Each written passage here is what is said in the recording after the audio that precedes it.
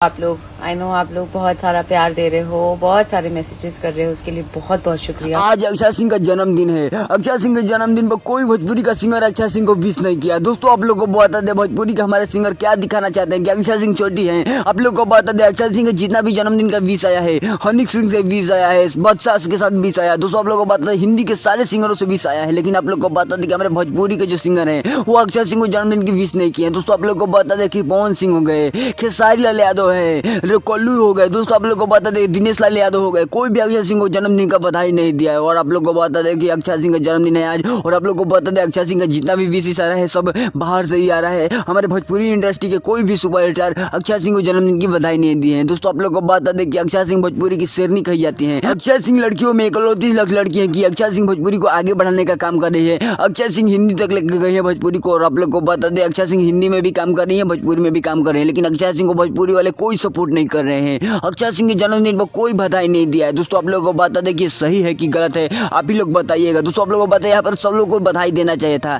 आज अक्षय सिंह का जन्मदिन है यार, कोई तो बधाई दे दो। दोस्तों आप लोगों को बता दें भोजपुरी से रिलेटेड सारी आपको देने वाले इस चैनल पर सब्सक्राइब कर लीजिएगा। मिलते हैं किसी नए वीडियो में किसी नए टॉपिक के साथ, तब तक के लिए बाय।